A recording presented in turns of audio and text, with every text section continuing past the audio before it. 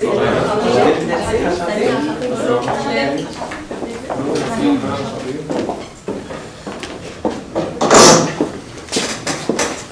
tout le monde, merci d'être venu. La présentation est d'une durée de 20 minutes, donc on va les aviser lorsqu'il restera 10 minutes, 5 minutes, 2 minutes et 30 secondes avec les cartons.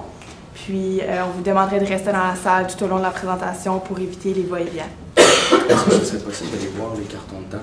Oui, ils vont être juste en arrière comme ça. Merci. On va les faire après que ce soit clair. C'est quand on est prêt. Je peux aller quand vous êtes prêts. Ok, c'est bon. Mais premièrement, bonne année 2017.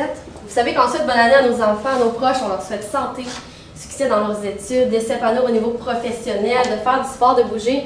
Mais est-ce qu'on sait réellement ce qui se passe par la suite?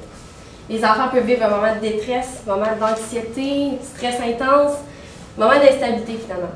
C'est pour ça qu'on est là et que notre mission est vraiment d'accompagner les jeunes tout au long de leur vie pour qu'ils aient un avenir vraiment brillant.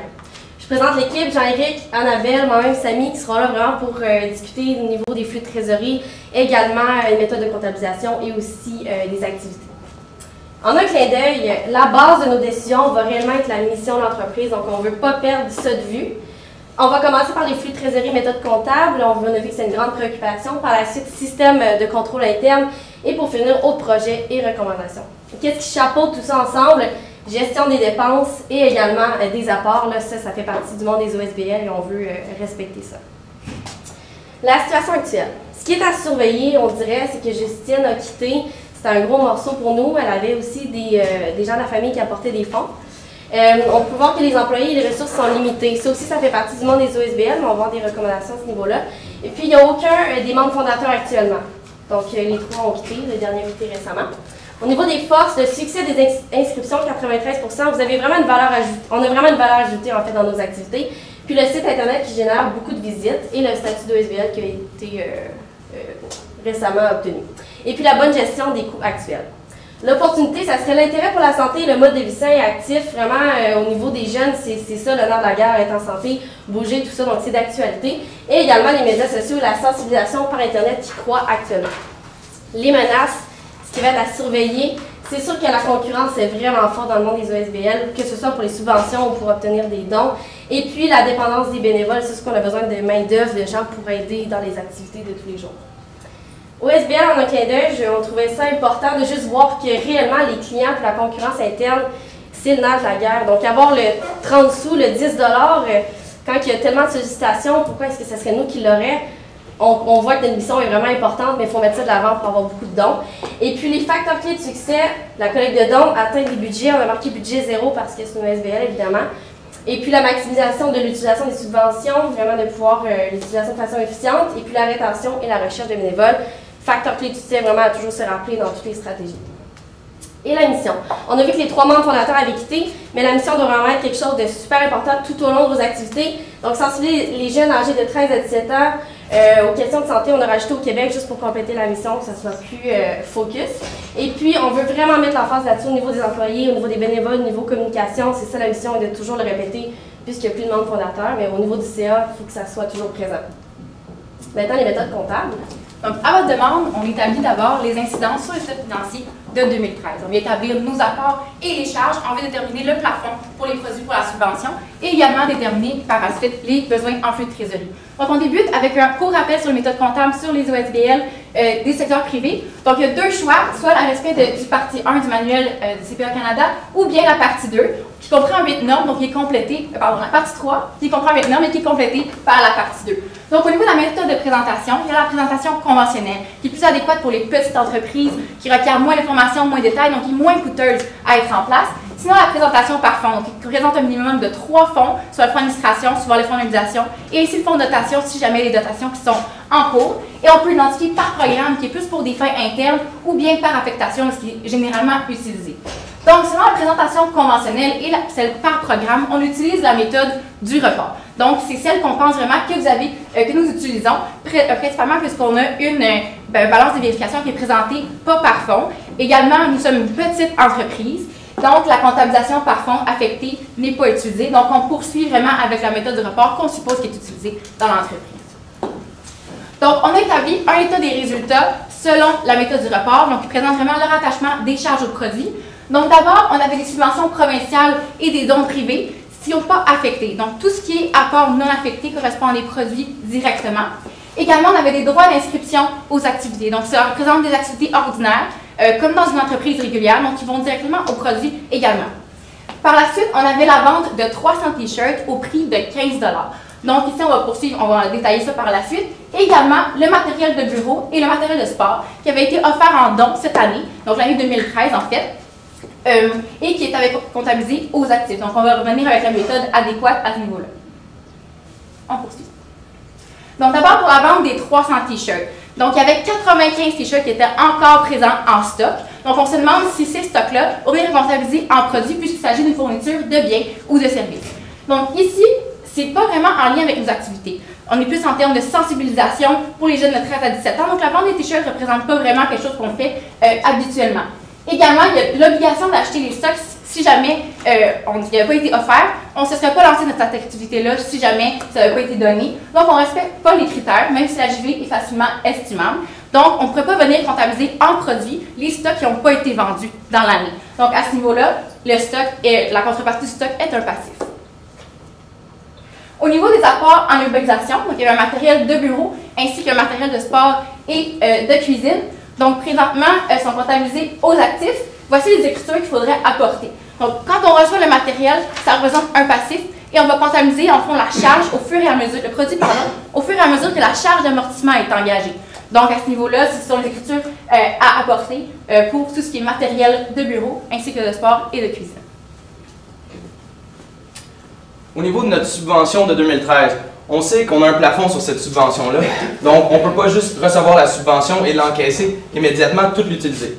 Si à la fin de l'année, on dépasse le plafond, il y a un remboursement qui va être engagé et on parlait de flux de trésorerie, on veut savoir combien on va avoir de besoin en termes de flux de trésorerie, bien, le remboursement, ça va être un flux de trésorerie possible. Donc, on commençait avec les charges directes de 2013, 3,35 %, ça nous donnait une subvention possible de 112 081 $. Par contre, si on va avec le plafond de la subvention, fois le taux de plafond de 18 % là, qui est le plafond de nos apports, à noter que la subvention provinciale est à 0 parce qu'elle n'est pas comptée dans nos apports et n'est pas comptée dans le plafond étant donné qu'elle est sujette à ce plafond. Ça nous donne donc un plafond de 75 110 $, donc on va avoir un remboursement dans les 6 premiers mois à effectuer d'une valeur de 36 970 $. Au niveau maintenant de l'établissement de notre besoin en liquidité. C'est un modèle qui est quand même assez complexe. On a des hypothèses fixes, on a des hypothèses qui sont variables. On va commencer avec nos hypothèses fixes. On a une diminution des dons privés de 50 000 due au départ de juillet. On a nos ventes de t-shirts, il reste 95 unités qu'on va vendre d'ici la fin du mois de janvier, donc ça va augmenter nos liquidités. Il y a les coûts du nouveau programme pour 6 mois, 30 000 $ et les revenus de ces nouveaux programmes-là pour 6 mois, 72 000 $. L'acquisition du nouveau matériel pour la cuisine, on parle d'un 10 000 $ qu'il va falloir engager. Au niveau du variable, ben, on n'a pas de certitude et on n'a pas de prévision à savoir quel va être vraiment le montant. Donc, la collecte de l'entreprise Taillefer de 50 à 80 000 $ d'entrée, la collecte de porte-à-porte de 5 à 10 000 $ d'entrée et la collecte de centres commerciaux de 10 000 à 20 000. Qu'est-ce que ça nous donne? On vous a fait un état des flux de trésorerie pessimiste, réaliste et optimiste. Au niveau pessimiste, ce qu'on voulait vous montrer vraiment, c'est la subvention de 2014. La subvention a été calculée par le même principe, mais cette fois-ci avec un plafond de 15 % qui était le plafond qui devait nous être engagé. Et vous voyez que dans le fond, on a simplifié un peu le modèle. Toutes les dépenses, qui étaient des dépenses qu'on encourait déjà à ce moment-ci, sont regroupées dans autres dépenses. Ce qui nous donne un besoin en trésorerie de 313 000 dans le scénario pessimiste dans les 6 premiers mois. 360 000 au niveau réaliste et 408 000 au niveau optimiste. On peut vous montrer le détail des besoins de liquidité au complet. Là, on a masqué, j'ai masqué certaines étapes.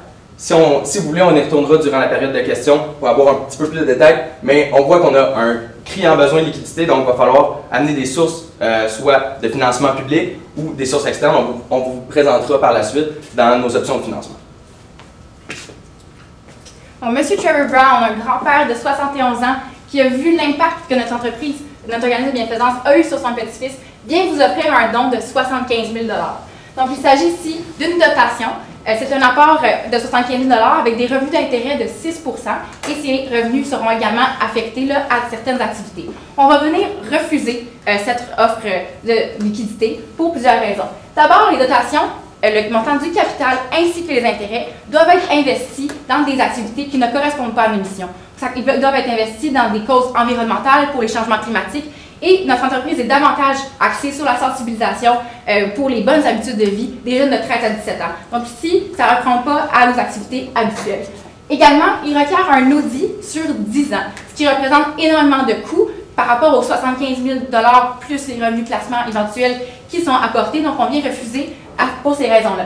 Par ailleurs, c'est certainement une source d'apport qui est importante là, dans nos besoins de liquidité et également, ça pourrait être une possibilité de témoignage, donc un grand-père qui vient investir là, dans l'entreprise qui a sauvé son fils qui était proche de la délinquance. Donc, éventuellement, ça pourrait être un témoignage pour attirer de futurs investisseurs.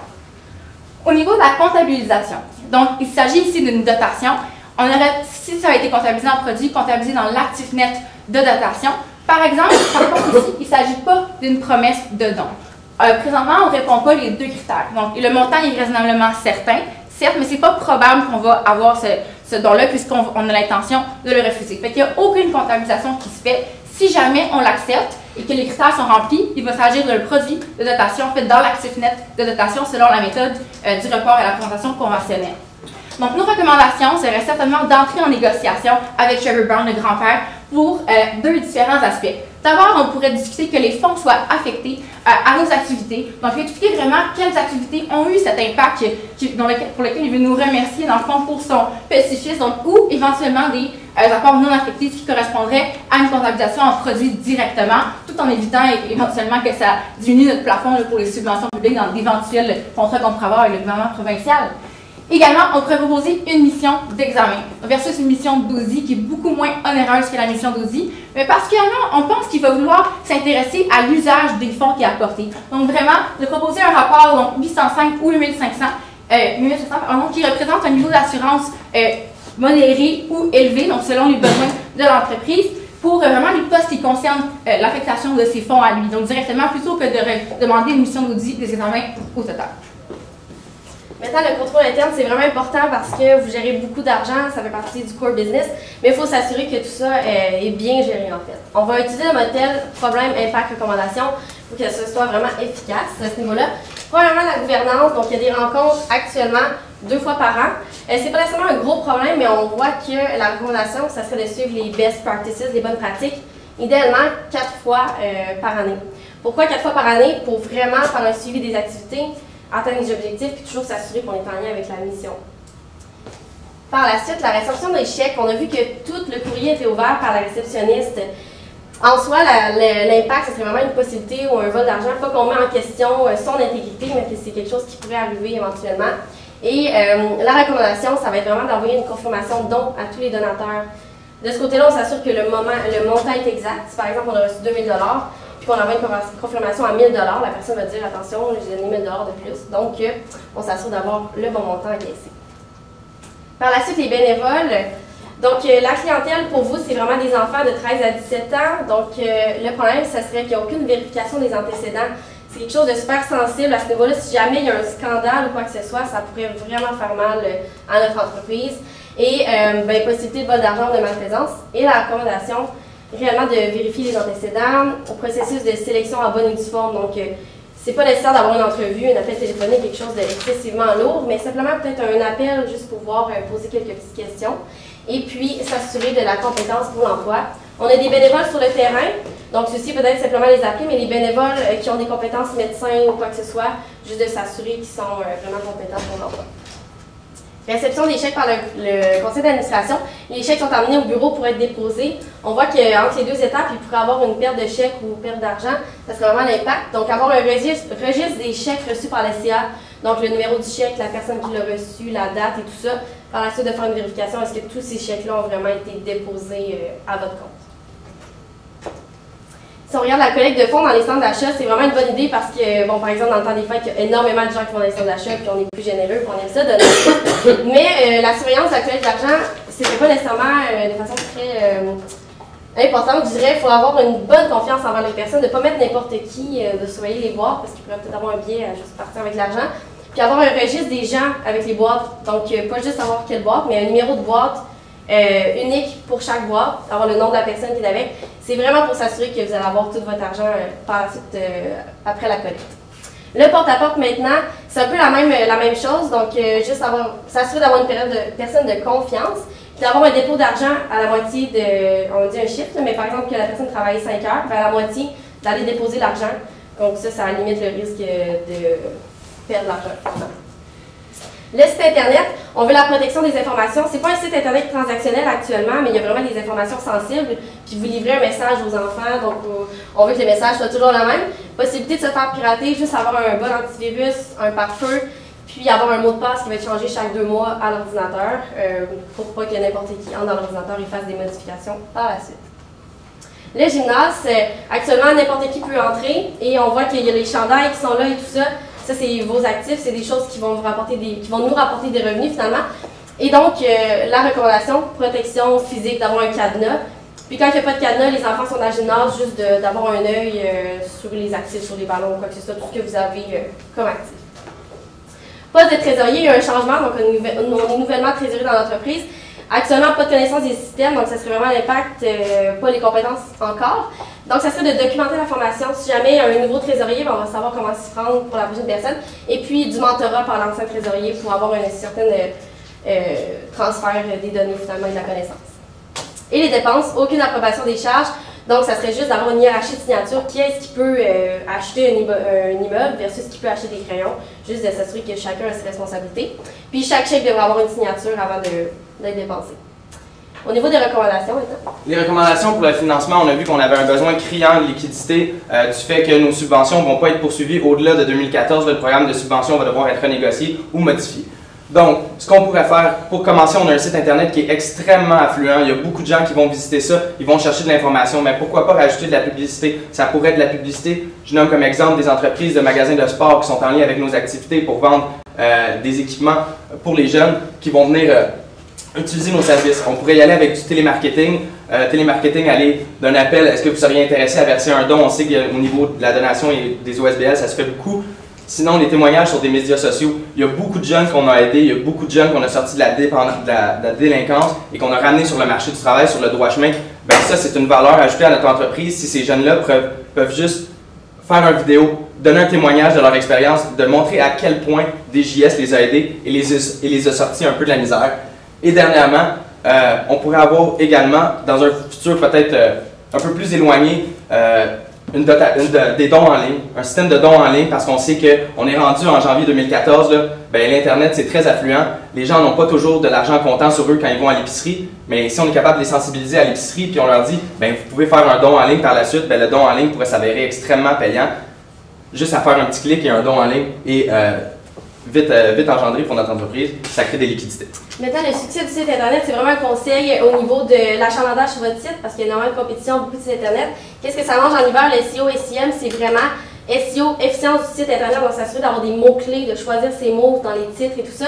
Puis SEM, ça serait l'achat de mots. Si par exemple vous faites une campagne dans le temps des fêtes, de juste acheter le mot jeune, acheter le mot en santé, acheter le mot tout ça, c'est sûr qu'il va y avoir un affluent plus grand sur votre site Internet. Donc ça, c'est des conseils pour le site Internet. Trouver des bénévoles, c'est vraiment le nerf de la guerre également. Donc, on vous conseille des étudiants en physio, des étudiants en médecine, pharmacie, ils sont obligés de faire des heures en bénévolat. Je pense que ça va les intéresser d'influencer des jeunes, d'inspirer les jeunes finalement. Et puis, en échange, donner une lettre de recommandation, c'est un bon donnant-donnant, c'est un bon partenariat. Manque d'expertise comptable, c'est sûr que dans le futur, il va falloir mettre en place le système interne, contrôle et tout ça. Actuellement, on a juste une donneuse de livres et une personne à l'administration. Donc, possiblement état financier erroné et un horaire d'audit élevé. Donc, juste avoir une personne de plus ou temps plein, finalement, au niveau de donneuse de livres. Demain matin, qu'est-ce qui serait important de voir réellement le reclassement des états financiers, tout ce qu'on vous a montré au niveau des méthodes de comptabilisation, la subvention, et par la suite, rectifier le contrôle interne, un petit peu des ajustements, la protection des actifs et tout ça. Et puis la négociation du don de 75 000 $. On a dit qu'on disait non, mais finalement, c'est beaucoup de négociations vraiment parce que je pense qu'il y a moyen d'avoir un partenariat. Son fils a vraiment été influencé par nous, a eu un bon futur grâce à nos services. Donc, je crois qu'il y a moyen d'avoir ce don-là. Et puis, SEO et SEM, ça va se faire tout au long de l'année par période. Et la vente de publicité, donc ça sera un partenariat avec Google. Ça pourrait être fait dès le début, mais ça pourrait être fait aussi quand on sera prêt à le faire également. En un clin d'œil, réellement, notre solution répond à la mission. La mission est vraiment là pour aider les jeunes, leur donner un futur brillant, un futur pour les faire rayonner. Donc, tout ça dans le but d'avoir une bonne gestion des dépenses et une gestion des apports. Mais finalement, en fait, notre succès, c'est le succès des jeunes de demain et de la génération de demain. Je remercie tout le monde qui a travaillé sur le mandat et puis on est prêt pour la période des discussions. Moi, j'ai une question.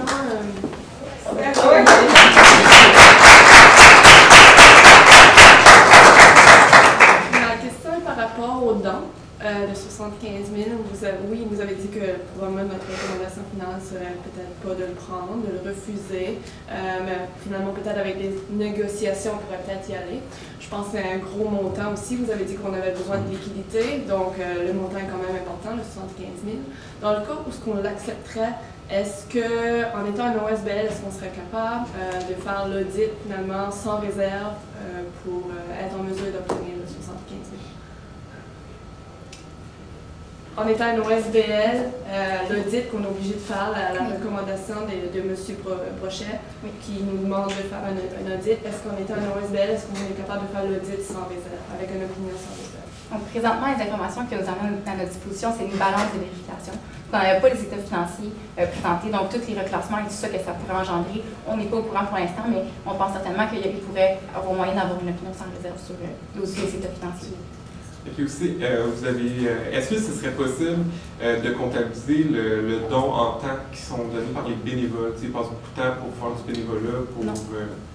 Non? Ben, dans le fond, le temps qui est donné par des bénévoles, c'est du temps qui est donné gratuitement, donc ça sera c'est offert à l'entreprise et c'est jamais comptabilisé comme un produit. C'est pas un don en espèces, c'est pas un don en argent, c'est pas un don en immobilisation. Donc, étant donné que c'est juste du temps des bénévoles, c'est jamais comptabilisé comme un produit, donc la charge va être de zéro. Non, mais je voulais juste continuer là-dessus. Est-ce que si demain matin vous n'aviez pas les bénévoles, je veux dire, il y aurait un problème avec votre programme. Alors, est-ce que vous ne pensez pas qu'il y a une valeur à ces bénévoles-là, autant que les bénévoles donnent, qui est associée au temps des bénévoles? Certainement, il y a une valeur qui est apportée au temps des bénévoles. Par contre, au niveau des états financiers, il y a un impact à ce niveau-là, présentement. J'ai aussi une autre question. Vous avez mentionné comme quoi, pour essayer d'aller chercher plus de financement, vous seriez prêt à faire de la publicité sur le site Internet. Il y a été question avec des magasins de sport, mettre l'accent sur les médias sociaux. C'est des jeunes de 13 à 17 ans, puis il y a même des activités qui sont faites pour limiter la dépendance des jeunes face aux médias sociaux puis aux outils technologiques. Vous ne trouvez pas que c'est un peu à l'opposé de la mission de l'entreprise de faire ça? En fait, c'est pas d'inciter les jeunes à le faire, mais c'est pour les gens qui viennent voir le site Internet puis qu'eux participent aux activités. Le truc de publicité, c'est un partenariat avec Google. C'est eux vraiment qui gèrent les publicités qui arrivent sur le site. Mais ça ne sera pas pour que les jeunes gèrent ça ou qui... Non, je comprends. Mais vous disiez de faire des publicités sur le site Internet de, mettons, Sport Expert ou de d'autres magasins. Mais c'est les jeunes qui vont aller sur le site Internet. Et vous ne trouvez pas qu'il y a comme un conflit là-dedans? Actuellement, notre site Internet est beaucoup pour de l'information, pour de la sensibilisation à notre entreprise. Donc, c'est des personnes plus âgées. Je nomme comme exemple des parents, des enseignants, des gens du milieu qui voient les effets néfastes de la drogue, de la dépendance aux médias sociaux et tout. Ces gens-là vont pour chercher de l'information, ben c'est juste de mettre de la publicité parce qu'ils vont chercher de l'information de manière autonome, ils vont s'informer, ben c'est juste d'avoir une publicité. On ne veut pas que nos jeunes commencent à aller chercher de l'information nécessairement sur ce qui les affecte. Ça va être fait dans le cadre de la mission de l'OSBL. Les jeunes ne seront pas attirés vers ce site Internet-là, c'est vraiment un site d'information. Ben, à partir de ce moment-là, on peut faire de la publicité de côté là, pour inciter les gens. Avec notre sensibilisation, on incite les gens à donner des dons et la publicité permet des revenus un petit peu supplémentaires. Donc, les jeunes de 13 à 17 ans ne vont pas sur votre site Internet que vous avez créé? Non, c'est un site pour beaucoup d'informations et dans le fond, il y a peut-être une division qui pourrait être faite pour des modules ou de la formation pour les jeunes, mais la publicité ne serait pas directement liée à leur utilisation du site Internet. C'est vraiment ça qui est important. Au début aussi, votre présentation, vous avez mentionné un budget zéro que c'était à cause qu'on était loin SPL, on avait un budget zéro. Est-ce que vous pouvez juste expliquer un peu plus ce point-là?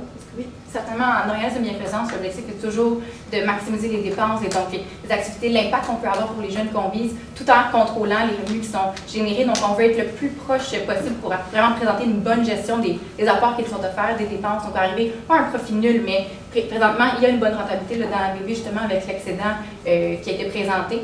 Donc, à ce niveau-là, c'est juste pour s'assurer qu'il y a une bonne gestion des dépenses et des revenus. Oui. Puis également, il peut y avoir un changement de statut fiscal, éventuellement, si jamais, vraiment dans un extrême, là, on a trop d'excédent. On parlait du flux de trésorerie, puis quand même, il y avait un manque d'argent. À court terme, est-ce que vous envisagez vous avez parlé beaucoup de financement pour dans le futur, parce qu'il va y avoir de la compétition, mais à court terme, qu'est-ce que vous envisagez pour vous aider à passer et de ne pas être dans le rouge dans votre compte de banque? Bien, on vient d'avoir le statut d'organisme de bienfaisance. Donc, je serai la prochaine fois. Merci beaucoup. Merci beaucoup. Merci.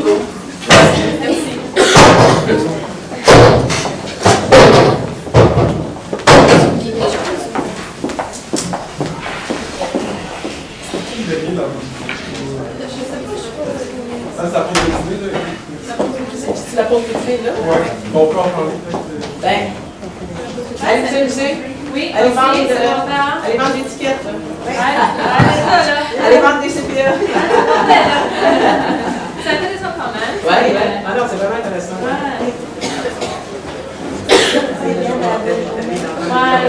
J'imagine. C'est ça, non, c'est vraiment intéressant. Ouais. Non, all good. Ah.